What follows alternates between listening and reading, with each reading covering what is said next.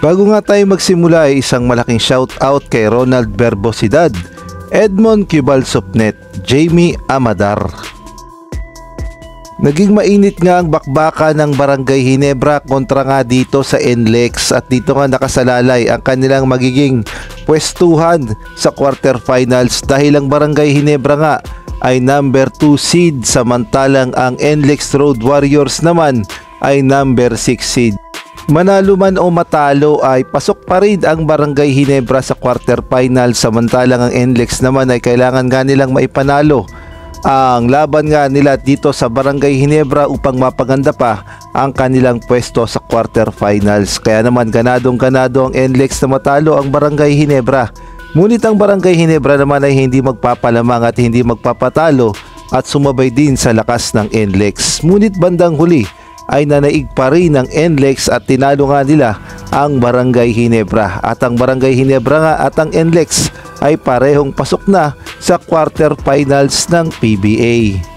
At meron pa ngang nangyari, ito nga si Stanley Pringle ay bumagsak sa mga nanonood na audience. Mabuti na lamang at hindi nasaktan itong si Stanley Pringle at ayos lamang ang kanyang kalagayan. Hindi talaga maiiwasan yan lalong lalo na kung intense ang laban.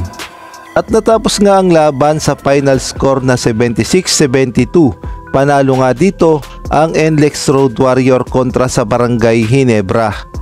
At ang good news naman ay tinao ang naging laban ng NLEX kontra sa Barangay Ginebra. Dito nga makikita natin na talaga namang ang haba ng pila sa Ninoy Aquino International Stadium at inaabangan talaga ang magiging laban ng Barangay Ginebra kontra sa NLEX.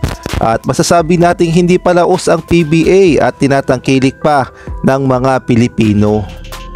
At dito nga sa loob ay halos mapuno na ang Ninoy Aquino Stadium at makikita natin na enjoy talaga na nanonood ang mga PBA fans sa magiging laban o sa naging laban ng NLEX kontra nga sa Barangay Ginebra. Halos kakaunti na lamang yung walang laman na upuan at majority ay meron na ngang laman at maraming nanonood.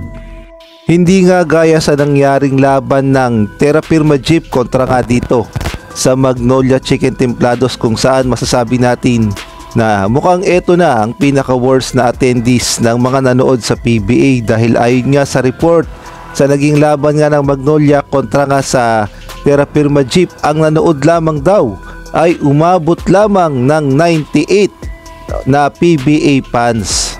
Ngunit ganun pa man ay mukhang hindi pa naman naghihirap ang PBA dahil magkakaroon pa ng PBA Draft Season 49 at may budget pa ang PBA at kaya pa nilang mag-hire ng mga players. Samantalang ito naman ang playoffs quarterfinals bracket. Number 1 nga na San Miguel kontra sa number 8 na Terra Firma Jeep or Northport.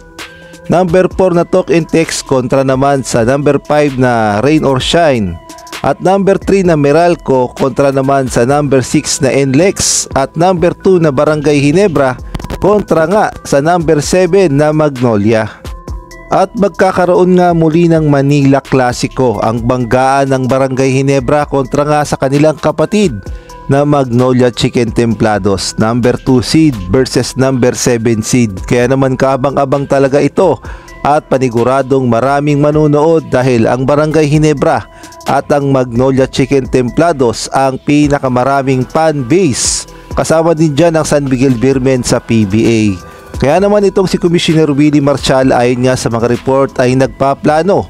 Si Commissioner Willie Marcial naganapin ang unang laban ng Barangay Ginebra at ng Magnolia Chicken Templados sa Manila Clasico at gaganapin nga daw ito sa Smart Araneta Coliseum dahil panigurado daw na maraming manonood at hindi dyan malulugi ang PBA.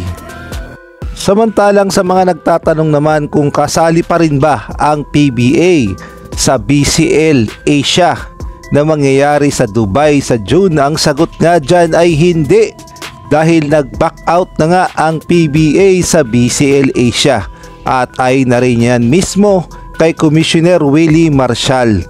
Ang sabi nga ni Commissioner Willie Marcial ay naunawaan naman daw ng PIBA na hindi nga daw nila kayang mag-participate sa BCL Asia at ang naging Tugon nga ni Commissioner Willie Marcial kung bakit hindi sasali ang PBA. Unang-una dyan ay hindi nga daw nakapaghanda ang PBA kaya hindi na muna sila makakasali sa BCL Asia ng FIBA.